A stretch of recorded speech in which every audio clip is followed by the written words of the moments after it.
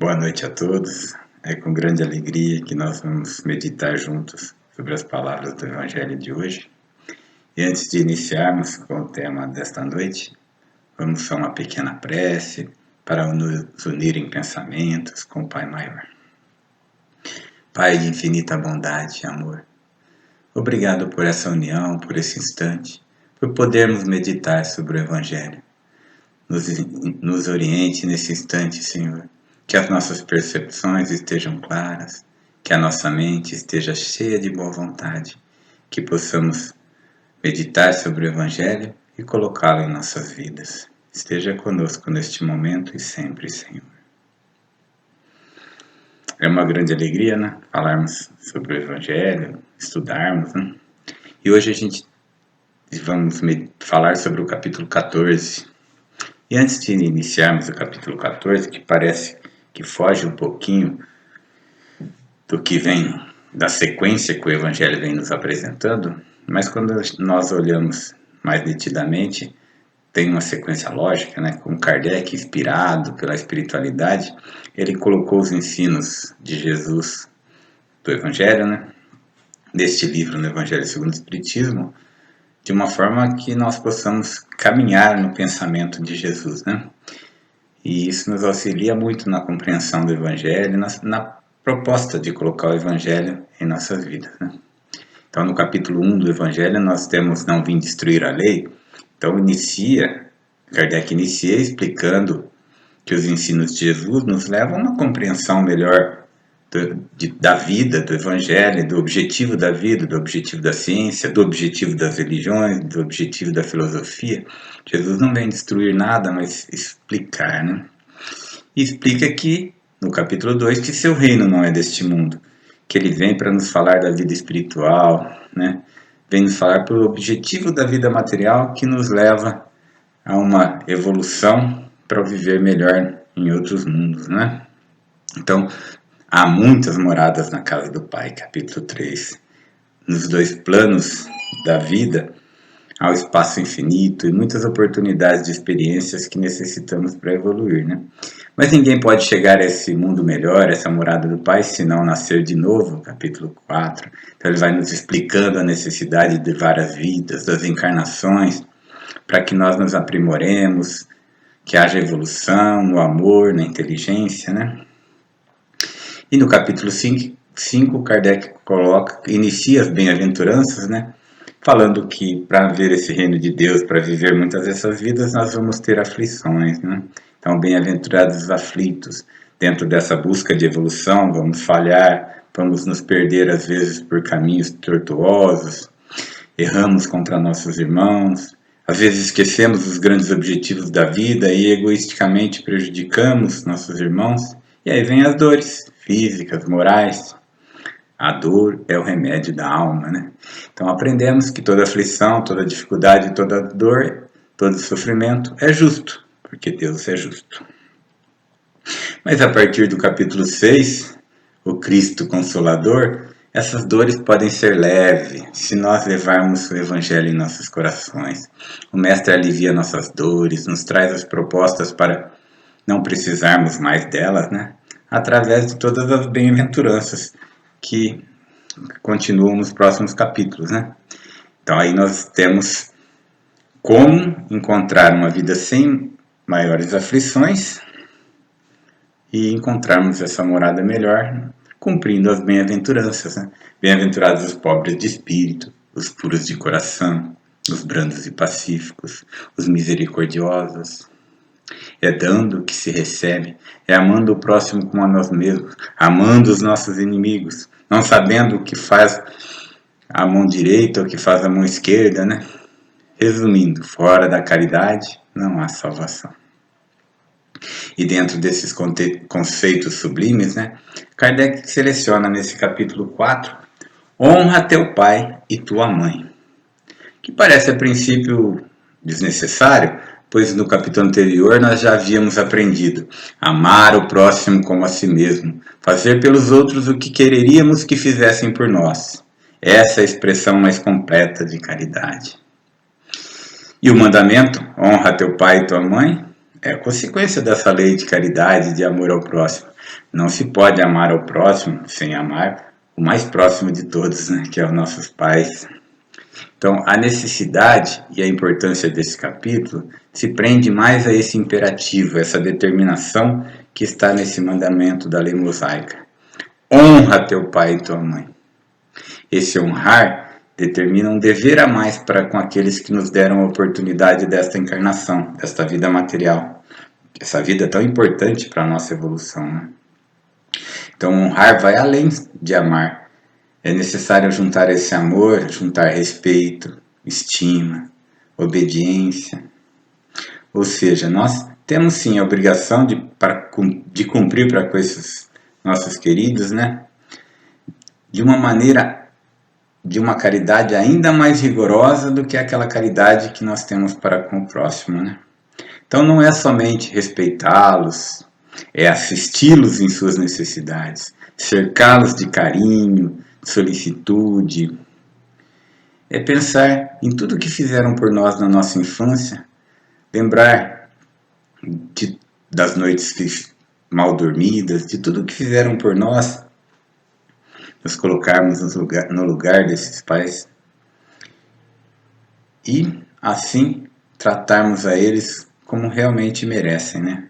Com carinho e solicitude que vai além de todos aqueles outros que estão na nossa vida. Isso se aplica também àqueles que estão no lugar dos pais. Fica explícito também nesse evangelho, né? Muitas vezes, por circunstâncias da vida, geralmente por amor, algumas pessoas fazem as vezes dos pais biológicos. A esses o mérito é ainda maior, né? O título propriamente desse primeiro texto do capítulo 14 é Piedade Filial. Então, essa piedade filial é, sobretudo, ele nos fala em relação aos pais sem recursos na velhice, né? E é principalmente a esses que essa piedade deve ser demonstrada, praticada em toda a sua plenitude. Então, essa solicitude para com os pais não é dar somente o estritamente necessário, é retribuir todo o bem que nos fizeram com mimos, amabilidades constantes, cuidados carinhosos. E não são apenas, e isso é apenas o juro do que recebemos, né? São o pagamento mínimo de uma dívida de gratidão que temos para com todos eles. O texto nos adverte: ai daquele que se esquece da sua dívida para o que os sustentaram na infância. Os que os proporcionaram a oportunidade desta vida material, a ajuda na vida moral, que muitas vezes se impuseram muitas privações para assegurar o bem-estar dos seus rebentos. Ai do ingrato, porque ele será punido pela ingratidão e abandono, será ferido nas suas mais caras afeições, às vezes já nessa existência, mas de maneira certa noutra existência, em que terá de sofrer o que fez os outros sofrerem, né? Então, está bem claro essa obrigação que temos para com aqueles que nos deram a oportunidade dessa vida. Alguns podem dizer, mas meus pais não cumpriram bem com os seus deveres. Por que eu devo cumprir com a piedade filial? Aí nós temos que meditar sobre o Evangelho, né? O Pai estabelece a lei de caridade ensinada pelo Cristo. Pagar o mal com o bem, ser indulgente com as imperfeições alheias, perdoar as ofensas sempre e até amar os inimigos. Portanto, né, só a Deus compete punir pessoas ou pais negligentes, né? Os filhos não competem esse comportamento. Os filhos devem honrá-los em qualquer situação. Não é só dever. Ele nos fala, é uma falta grave aos olhos do pai não fazê-lo. Então, mesmo para aqueles pais que não cumpriram efetivamente como deveriam a sua missão, não deixa de ser a paternidade, a maternidade, uma missão de cuidar desses rebentos, né? Mesmo que eles tenham falhado, é obrigação dos filhos cumprir a sua, né? Porque nós temos que apresentar a outra face, apresentar a outra forma e cumprir o que o Pai nos pede, né? Amar a todos indistintamente. E nós vemos que há muitas diferenças de pais e de filhos, né? Há uma lenda judaica que nos conta, em relação ao termo propriamente dito filho, né? Nos falam que numa aldeia, geralmente as mulheres iam buscar água no poço principal da vila, né? E era nesse momento que as mulheres faziam sua pequena pausa nos grandes afazeres e aproveitavam para conversar um pouco, trocar ideias, né? E naquela manhã encontravam-se 3 mulheres ao lado do poço. Elas retiravam água com um balde, né? Enchiam os potes desse precioso líquido e conversavam. A primeira falou: meu filho é muito forte, corre, pula, está sempre alegre, vejo disputando corrida com outros meninos, sempre vencendo. A segunda diz, logo em seguida: ah, meu filho canta como os passarinhos, acorda pela manhã cantando, conhece belas canções, enche de harmonia os nossos ouvidos. E porque a terceira mulher permanecesse em silêncio enquanto despejava água no balde, um homem que observava perguntou: e você, não tem filhos? A jovem olhou para ele e respondeu com delicadeza: tenho um menino, mas ele é um menino normal, como todas as outras crianças, né? Já com os potes cheios, começaram a caminhar de retorno aos lares. Quando estavam no meio do caminho, viram que as crianças vinham ao seu encontro, né? Os 3 meninos vinham correndo, um corria muito mais, pulava os obstáculos, se via a vivacidade, a agilidade. O segundo vinha cantando uma linda canção, sua voz era suave, ele cantava de forma encantadora, né?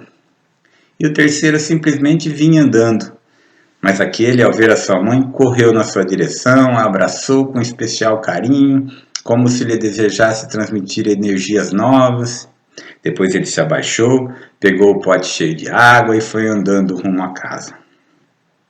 Nesse instante, as 3 mulheres se voltaram para o homem, que continuava ali, ao lado, e lhe perguntaram: então, o que o senhor achou dos nossos filhos?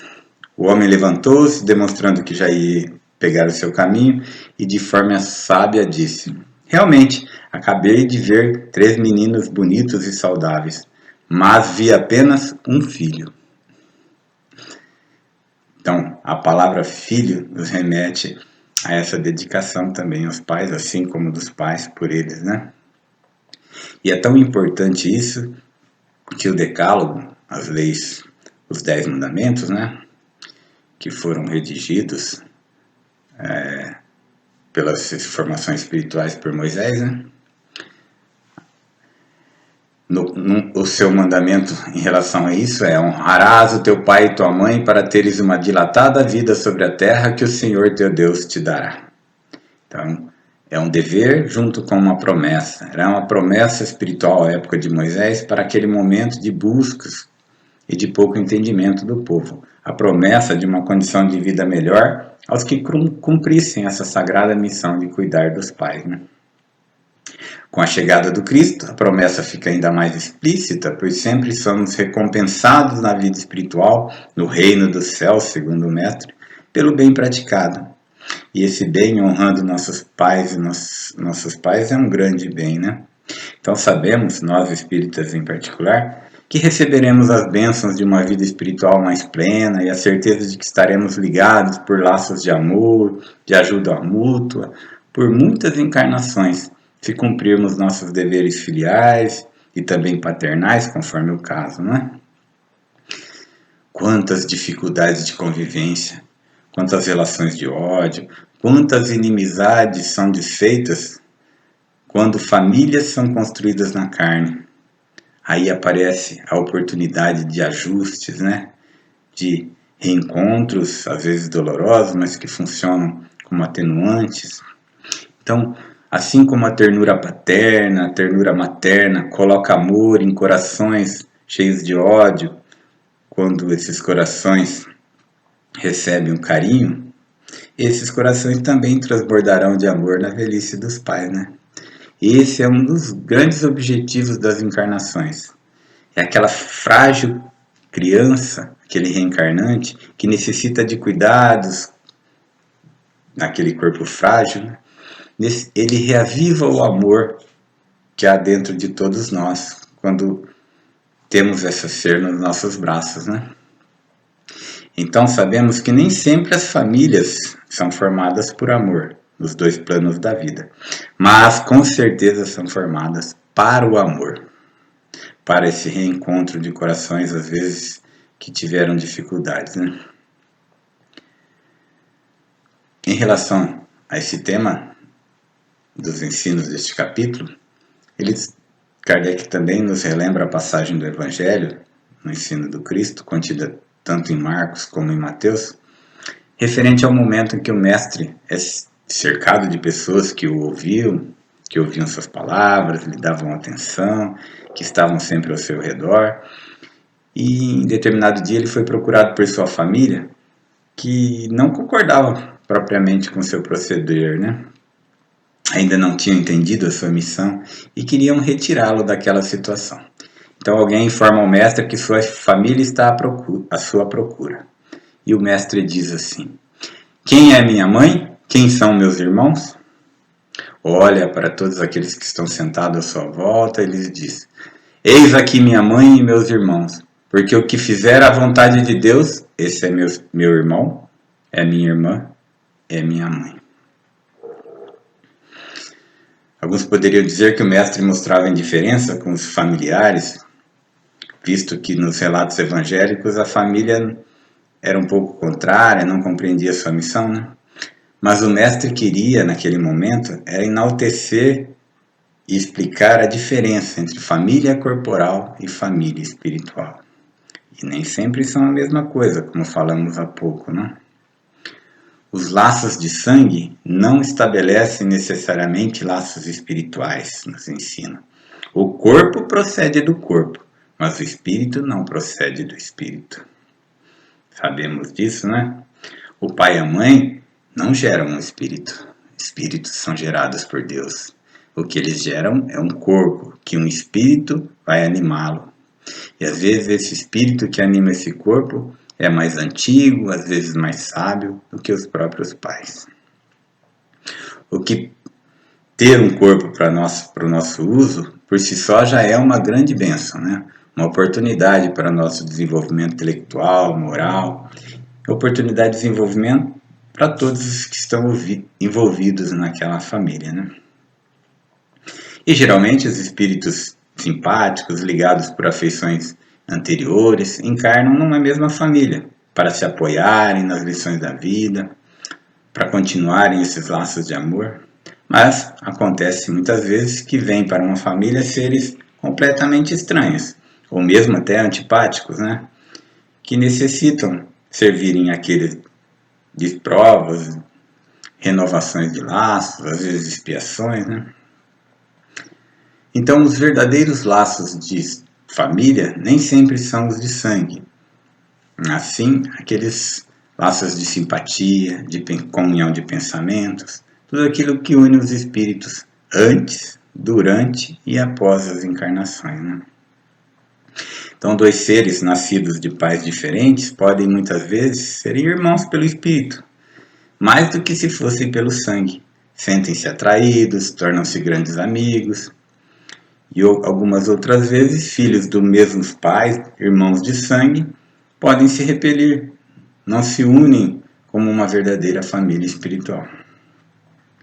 Mas independente de estarmos aqui com nossas famílias espirituais duradouras que se perpetuam no mundo dos espíritos, através de diversas migrações da alma na Terra, ou se estamos apenas em famílias de alma, de famílias por laços apenas corporais, né? Que podem se dissolver mesmo antes desta vida terminar, os objetivos são os mesmos. A família tem o objetivo maior de exercitar o amor, de exercitar o auxílio mútuo, de exercitarmos também a paciência, por que não? A benevolência. É o primeiro núcleo de amor que nós recebemos aqui na Terra. Então, portanto, amar nossa família, mesmo que haja incompreensão, indiferença, honrar pai e mãe, mesmo que não tenham sido um modelo a seguir, é a nossa obrigação de cristãos, sempre. E nem sempre isso acontece, infelizmente, né? Trouxe mais uma pequena historinha para deixar claro, né, essa necessidade que nem sempre é realmente construída, né? Então nos conta o escritor que um homem viúvo, idoso, vivia sozinho, mesmo ele tendo trabalhado durante toda a sua vida. Agora já não podia mais trabalhar, o dinheiro já estava curto. Ele tinha sim 3 filhos homens, mas esses já estavam casados, estavam ocupados demais com suas famílias, quase já não o visitavam mais. E ele sentia-se fraco, já estava bastante cansado, e as visitas dos filhos eram cada vez mais espaçadas, mais distantes, e ele pensava: eles não querem que eu me converta em um peso para as famílias deles. Até entendo. Mas certa noite, preocupado com o seu futuro, ele teve uma ideia. Na manhã seguinte, ele chamou um carpinteiro, seu amigo, e pediu para que ele fizesse um baú, imitando aqueles antigos baús do tesouro, né? Colocasse uma fechadura de estilo antigo, bem bonita. Depois ele visitou um outro velho amigo que era vidreiro e lhe pediu todos os pedaços de vidro que lhe servissem. O ancião quebrou ainda mais os pedaços de vidro e encheu o baú com eles. Fechou o baú e colocou esse baú no fundo do armário da cozinha, onde ele guardava os pratos, os talheres, as coisas de uso comum. E um dia em que seus filhos vieram para jantar com ele, quando o ajudavam a pôr a mesa, eles descobriram esse baú e perguntaram ao velho: "O que há neste baú, papai?" "Nada, apenas umas coisinhas que eu andei economizando." Depois do jantar, ajudaram o pai a recolher a mesa e perceberam que o baú era muito pesado. E ao mexer com ele, ouvi um barulhinho, como se fosse de moedas, né? E falaram entre si: deve estar cheio de moedas, que foi economizado durante muitos anos, né?" O que eles fizeram? Decidiram que deveriam vigiar o pai e aquele baú. Então se organizaram para que cada semana um dos irmãos ficasse com o pai. Dessa maneira poderiam cuidar dele e vigiar o baú. E assim fizeram uma escala e isso se perpetuou por bastante tempo, né? O pai foi, de certa forma, conviveu com todos os filhos por um bom tempo. Finalmente ele adoeceu gravemente e desencarnou. Os filhos fizeram um belo enterro, sabiam que provavelmente uma bela fortuna os esperava, né? Compensaria tudo aquilo. E depois do enterro, os 3 irmãos procuraram a chave do baú por toda a casa e quando acharam, abriram e descobriram que estava cheio de cacos de vidro na realidade, né? "Que trapaça feia!" exclamou o filho mais velho. O do meio pensou: eu não diria que foi trapaça, né? Se ele não tivesse feito isso, será que nós teríamos cuidado dele até o fim da sua vida, como fizemos? E um filho mais novo, muito triste, disse: "Estou envergonhado. Obrigamos nosso pai a fazer essa trapaça, porque senão não teríamos tratado ele assim até o fim da sua vida. E ele merecia, porque nos tratou tão bem." E por fim, ao jogarem o conteúdo do baú fora, viram que no fundo do baú havia uma instrução. 5º mandamento: honra teu pai e tua mãe. Era a lição que o velho queria deixar aos filhos, além dessa vivência que foi muito útil para todos eles, né? Será que necessitamos de tudo isso para tratarmos os nossos pais com amor e com carinho na velhice?